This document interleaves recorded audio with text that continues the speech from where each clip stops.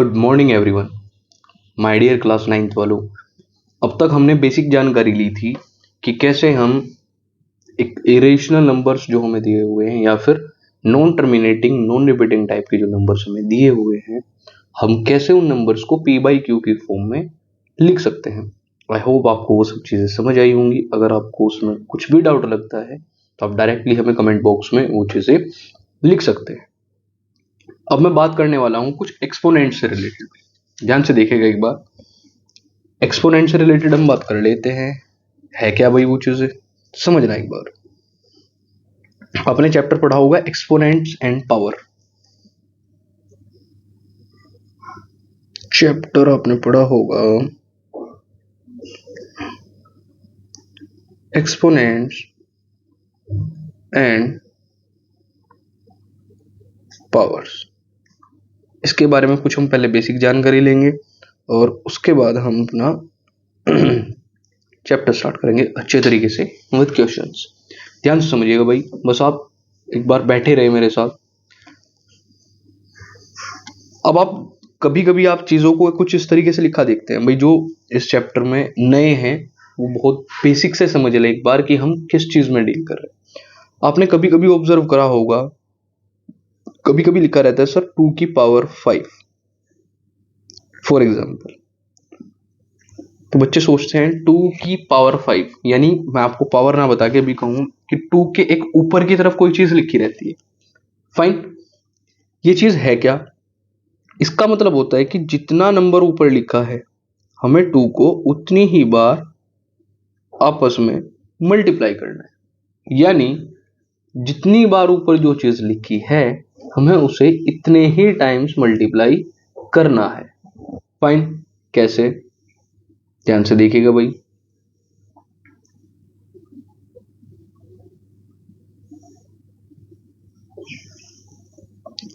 अब यहां कुछ चीजें बेसिक समझ लो भाई। अगर कभी भी आपको इस टाइप से चीजें लिखी मिली हैं तो इसकी जनरल फॉर्म क्या होती है? इसकी जनरल फॉर्म फॉर एग्जांपल है a to the power n। अब a to the power n या फिर a raised to the power n हम इसे बोलते हैं, क्या बोलते हैं प्रोनाउंसिएशन इसका? a raised to the power n।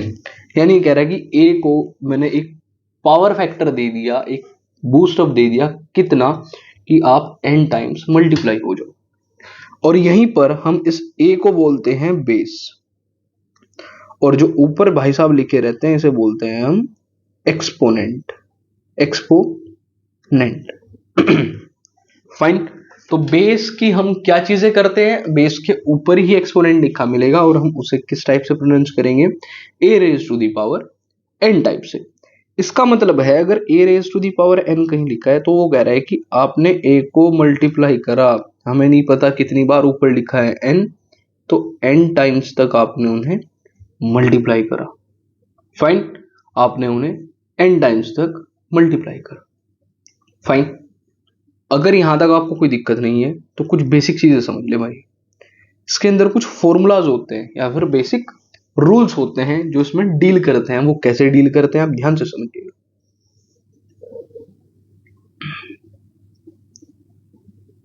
Formulas भाई, ये फॉर्मूलाज आपको बहुत पहले याद हो जाने चाहिए थे, क्योंकि ये अपने आप में बहुत सारी चीजें कॉन्स्टिट्यूट करते हैं और लास्ट तक आपके साथ रहे। फाइन, देखिएगा भाई ध्यान से। जब भी पावर्स की और एक्सपोनेंट्स की बात आएगी ये तो आपके पास रह नहीं रहे। फाइन, तो इसमें नंबर 1 फॉर्मूला आता है, if somewhere is written that a की पावर m इंटू a की पावर n। कहीं लिखा है a की पावर m और a की पावर n की मल्टीप्लाई करनी है, तो आप कहोगे सर ये जो a है ये तो इन दोनों में सेम है, यही तो होगा ना। तो क्यों ना सर हम ऐसा कह दें कि ये a की पावर m प्लस n है। यानी जब भी दो आपको सेम बेस मिलेंगे, उनकी पावर अलग हो, तो आपको बेस को सेम ही रखना है, पावर्स को ऐड कर देना है, यानी एक्सपोनेंट्स को ऐड कर देना है। नंबर 2, इसी तरीके से आपको कहीं लिखा मिलेगा a की पावर m इंटू बी की पावर m, ये भी तो लिखा मिल सकता है। अब आप कहोगे sir exponents are same but base are different, तो आप कहोगे कि सर इन बेस को तो मल्टीप्लाई करना ही था, आप इन बेस को मल्टीप्लाई करके इनकी जो एक्सपोनेंट है वो सेम ही रख दो तो भी कोई फर्क नहीं पड़ेगा। ये सब चीजें हम अभी क्वेश्चंस में देखने वाले हैं। नेक्स्ट, अब ये कहेगा कि सर अगर a की पावर m अपॉन a की पावर n इस टाइप से लिखा हो, क्या तो भी कोई प्रावधान है क्या? बिल्कुल प्रावधान है। अगर इस तरीके से भी चीजें लिखी हैं तब आप कहोगे सर ये a तो रखूंगा मैं सेम, और ये जो a की पावर n है इसे मैं डायरेक्टली बोल सकता हूँ a की पावर m माइनस n ऊपर आके। ऐसा क्यों हुआ उसके लिए भी एक थ्योरी है नेगेटिव इंटीग्रल पावर की, मैं वो आपको भी समझाऊंगा, तब आप कहोगे कि सर हाँ ये चीज अच्छे से समझे। कैसे, आप साइड में एक बार देख लीजिएगा, इंपॉर्टेंट है। a की पावर अगर -1 कहीं भी लिखा है, a की पावर अगर -1 कहीं भी लिखा है तो इसका मतलब होता है 1 अपॉन a, या फिर अगर a की पावर -n कहीं लिखा है तो आप उसे कह सकते हो 1 अपॉन a की पावर n। यहां क्या लिखा था भाई, 1 अपॉन a की पावर n लिखा था। क्या आपने इसे ऊपर लाके क्या करा, a की पावर -n, तो अभी आपने फॉर्मूला पढ़ा a की पावर m इंटू a की पावर -n, जैसे ही आपने सब्ट्रैक्ट करने चले वो a की पावर m माइनस n हो गया। आई होप यहां तक सारी चीजें क्लियर होंगी। नंबर 4, उसी तरीके से अगर a की पावर m अपॉन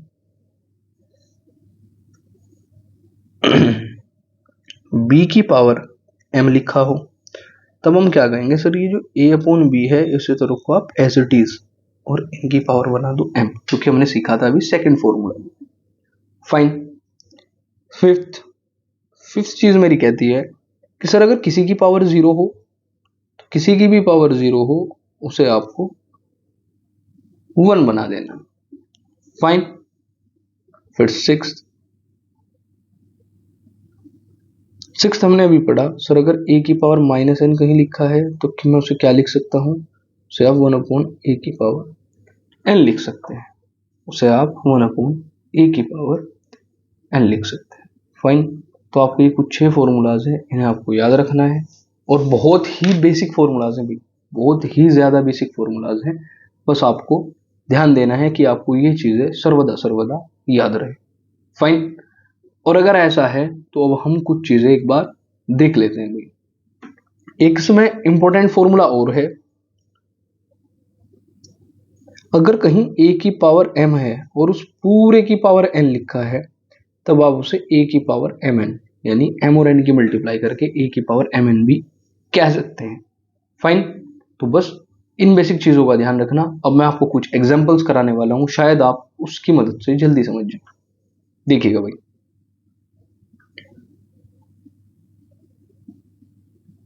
यहीं से स्टार्ट कर देते हैं अपना एग्जाम्पल नंबर फर्स्ट।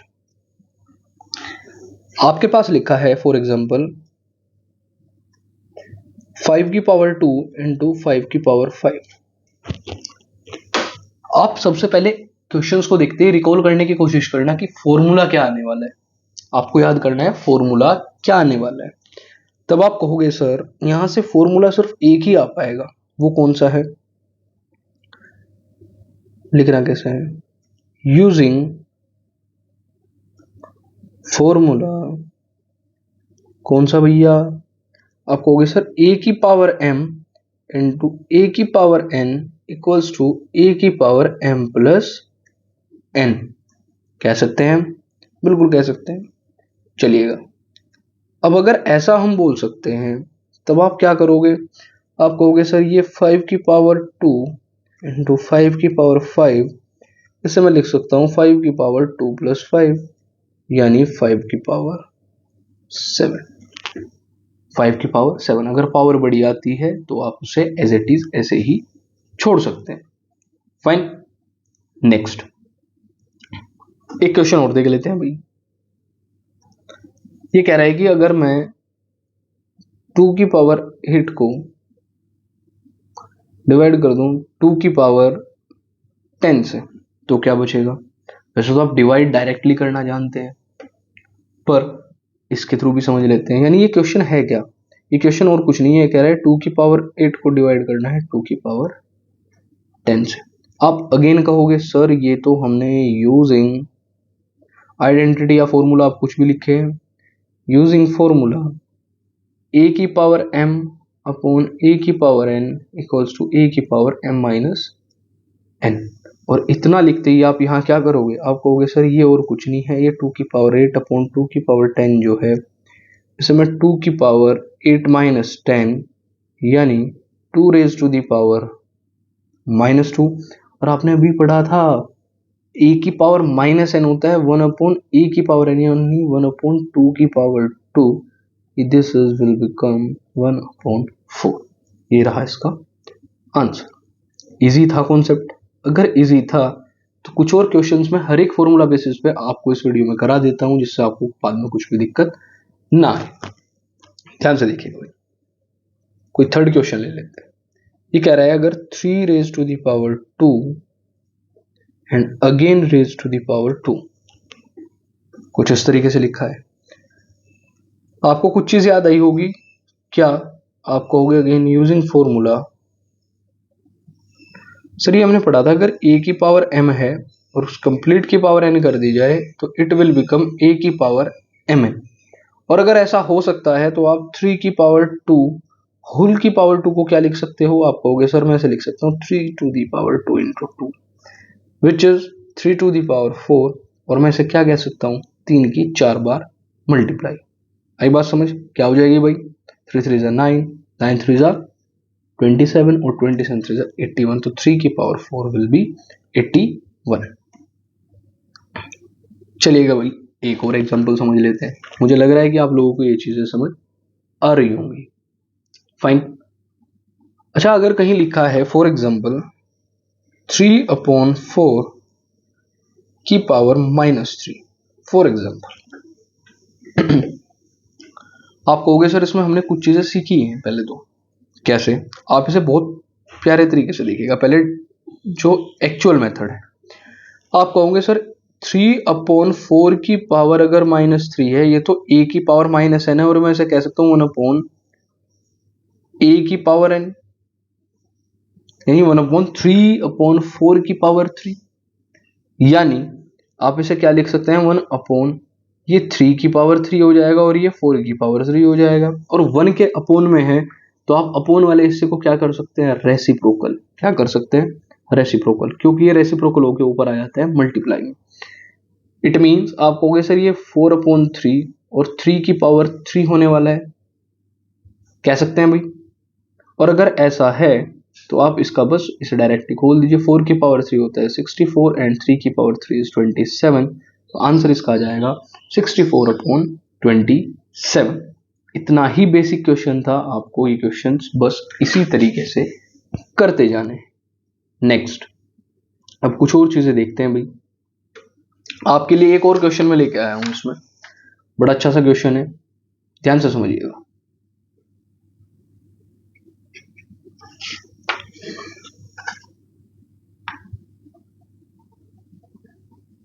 स्टार्ट करें भाई, चलिएगा।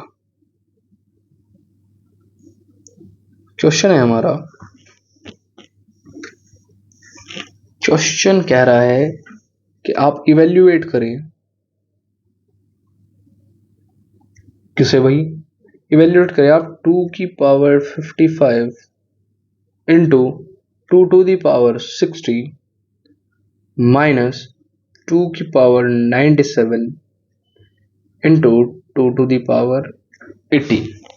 अच्छा क्वेश्चन है, देख लेते हैं भाई क्या हो सकता है। चलिएगा, अब ऐसे क्वेश्चन को करने के लिए आपको पता है कि सर ये कौन सा फॉर्मूला यूज कर सकता हूं। आप अगेन लिखना यूजिंग आइडेंटिटी। अच्छा, दूसरी बात मैं आपको एक चीज और समझाता हूं। आप अगर डायरेक्टली ये चीज नहीं लिखना चाहते कि कौन सी आइडेंटिटी यूज करी है, तो आपको देखना आपको करना कैसे। आपने स्टार्टिंग में लिखा 2 to the power 55 into 2 to the power 60 minus 2 raise to the power 97 into 2 raise to the power 80। आपने को यहां पता था कि सर बेस सेम है तो मैं पावर्स को ऐड करने वाला हूं। माइनस सेम ही काम यहां होगा 97 प्लस 80, और आपने यहां साइड में ब्रैकेट करके लिखा a raise to the power m into a raise to the power n। It will become a raise to the power m plus n। आपको कुछ अलग से नहीं लिखना पड़ा, आपने सिर्फ साइड में इसका एक रेफरेंस दिया कि हमने कौन सी आइडेंटिटी का यूज किया। फाइन। अब यहां से आप ध्यान से देखेंगे तो ये हो जाएगा 2 raised to the power 55 plus 60, ये मेरा बनता है 115 115 minus again 2 raised to the power 97 plus 18, 97 और प्लस 20 मेरा होगा 117 और माइनस 2 करूंगा तो 115, तो 2 की पावर भी 115 है, minus 2 raise to the power 115 है, और आपको पता है इसके लिए आप क्या कर सकते हैं, आप कहेंगे सर नंबर सेम है, तो आंसर मेरा आएगा 0। तो इस क्वेश्चन का आपका आंसर आया 0। तो आपको बहुत अच्छे तरीके से इवेल्युएट करते हुए चलना है, बहुत बेसिक क्वेश्चंस हैं, आप ध्यान से करेंगे तो बहुत मजा आने वाला है। इसके बाद हम कुछ अच्छे ट्रिकी क्वेश्चंस को सिंप्लीफाई करने वाले हैं चलते हुए। ये चैप्टर काफी लंबा है भाई, ध्यान रखिएगा आप, नंबर सिस्टम एक अच्छा खासा चैप्टर है। अगर हम प्रैक्टिस कराने की सीरीज पर आए तो इसमें बहुत सारे टाइप के हम क्वेश्चन प्रैक्टिस करा सकते हैं। फाइन, बस आपको साथ जुड़े रहना है प्रैक्टिस करते टाइम। कल से हम बस बेसिक चीजें छोड़कर सीधा क्वेश्चन प्रैक्टिस करने वाले हैं, तो आपको बस टाइम से वीडियोस चेकआउट करते रहना है कि हाँ मेरी वीडियोस आ रही हैं, और आपको इन क्वेश्चंस की प्रैक्टिस खुद से भी करनी है। अगर मैं 5 क्वेश्चन कराता हूँ तो आपकी मोरल रिस्पॉन्सिबिलिटी बनती है कि आपको कम से कम 15 क्वेश्चन खुद से ट्राई करने हैं। आई होप आप ऐसा करेंगे। तो बस इसी आशा के साथ मिलता हूँ आपके साथ नेक्स्ट वीडियो में, तब तक के लिए thank you so much, bye bye.